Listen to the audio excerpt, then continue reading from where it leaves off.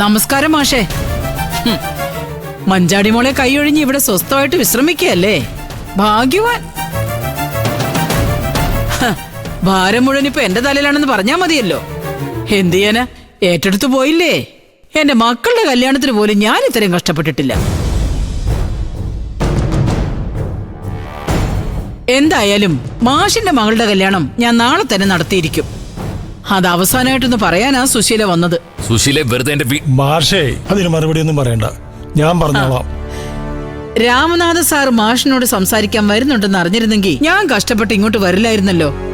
നിനക്കെങ്ങനെ വരാതിരിക്കാൻ പറ്റും സുശീലേ? അനന്തം മാഷിന്റെ മനസ്സ് തകർക്കാനും ഈ കുടുംബത്തിന്റെ മാനം കെടുത്താനും അല്ലേ നീ ഇങ്ങനെ നെട്ടോട്ട് ഓടുന്നത്? അയ്യോ, അങ്ങനെയൊന്നും പറയല്ലേ രാമനാഥ സാറേ. അല്ല, മഞ്ചാടിയും ജീവൻ രാജ്യം തമ്മിൽ പ്രേമിച്ചത് ഞാൻ പറഞ്ഞിട്ടൊന്നും അല്ലല്ലോ. ഞാൻ ആ കാര്യം അറിഞ്ഞിട്ട് പോലുമില്ല. ആ പിള്ളേരെ തമ്മിൽ അകറ്റാൻ വേണ്ടി ദാസാർ അവനെ പോലീസ് ലോക്കപ്പിലേക്കും മഞ്ചാടിയെ വീട്ടുതടങ്കലിലേക്കും മാറ്റിയത് ഞാൻ പറഞ്ഞിട്ടാണോ? അല്ലല്ലോ. മഞ്ചാടി മോള് പാതിരാത്രിയിൽ അവിടെ നിന്ന് ഇറങ്ങിയോടി ആത്മഹത്യക്ക് തയ്യാറായി നിൽക്കുമ്പോഴാ അവളെ എന്റെ കൈ കിട്ടുന്നത്. പിന്നെ എങ്ങനെയാ രാമനാഥ സാറേ മഞ്ചാടി വെച്ച് ഞാൻ അനന്തമാഷിനെ കരുതിക്കുട്ടി വേദനിപ്പിക്കാനും അപമാനിക്കാനും നോക്കുകയാണെന്ന് പറയാ? മതി സുശീല, നിർത്ത്. നീ ഇവിടെ വന്നതെന്ന് ഇനി ഒരു അഭ്യാസം കാണിക്കണ്ട. എന്റെ മകളുടെ കല്യാണം നീ നടത്തിക്കൊടുക്കാൻ തീരുമാനിച്ചിരിക്കല്ലേ? നടത്തിക്കൊടുക്ക്. അവളുടെ തലയിലെഴുത്ത് അതാണെങ്കിൽ എനിക്കെന്നല്ല ദൈവത്തിന് പോലും അത് മാച്ച് കളയാൻ കഴിയില്ല. ചിലപ്പോ നിനക്ക് പറ്റുമെന്ന് നീ പറയുമായിരിക്കും. എന്റെ മകളുടെ തലവരെ മാറ്റണമെങ്കിൽ നീ അനുപമയോട് ആവശ്യപ്പെട്ട എന്താന്ന് എന്നെ വിളിച്ച് അവള് പറഞ്ഞു. നിനക്ക് കൈക്കൂലി തന്ന് ദൈവഹിതം മറികടക്കാൻ ഞാനും എന്റെ മക്കളും തയ്യാറല്ല. അതും പ്രതീക്ഷിച്ച് ഒരു നിമിഷം നീ മുറ്റത്ത് നിൽക്കാൻ വേണ്ട. ഏതായാലും വന്നതല്ലേ മാഷേ, പറയാനുള്ളത് പറഞ്ഞിട്ട് പോവാ.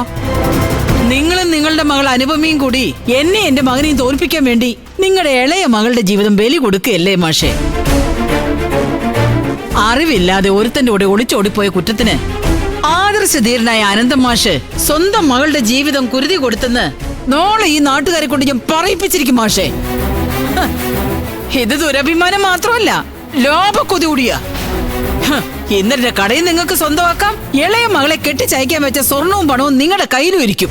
നിങ്ങളിപ്പോ ഒരു അച്ഛനല്ല, മക്കളെ വിറ്റ് കാശാക്കാൻ നോക്കുന്ന ഒരു കച്ചവടക്കാരനാ നിങ്ങൾ. രാമനാഥ വേണ്ട, വേണ്ടെന്ന് പറഞ്ഞില്ലേ? അരുത്. ആണൊരുത്തന്റെ കൈച്ചൂടറിയത്തിന്റെ നെകളിപ്പാ നിനക്ക് അല്ലടി. ഈ മാഷിന്റെ അന്തസ്സും ആദർശവും അല്പം കൂടിപ്പോയി. ഈ രാമനാഥൻ അങ്ങനെയല്ല. ഇനി ഒരക്ഷരം ഇവിടെ നിന്ന് മിണ്ടിയാൽ നിന്റെ മോത ഞാൻ അടിച്ചു പൊട്ടിക്കും. രാമനാഥ മതി. തല്ലു കൊടുക്കേണ്ടടുത്ത് തല്ലു കൊടുത്തു തന്നെയാ ആനന്ദമാഷ് സ്കൂളിലും കുടുംബത്തിലും കുട്ടികളെ പഠിപ്പിച്ചത്. പക്ഷെ തല്ലിയാലും നന്നാവാത്തതിനെ തല്ലിയവന്റെ കൈ നാറും. ഈ സ്ത്രീ അതിൽ പെട്ടതാ.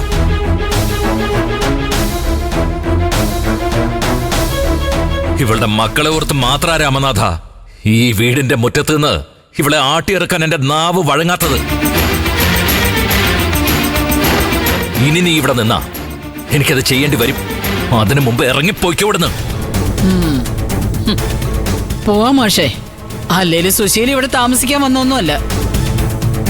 പോകുന്നതിന് മുമ്പ് ഒരു കാര്യം കൂടി പറയാം. നാളെ ഞാൻ നിങ്ങളുടെ മോളുടെ കല്യാണം നടത്തുന്നത് ഈ നാട്ടിൽ നിങ്ങൾ രക്ഷാധികാരിയായ അമ്പലത്തിൽ വെച്ചാ.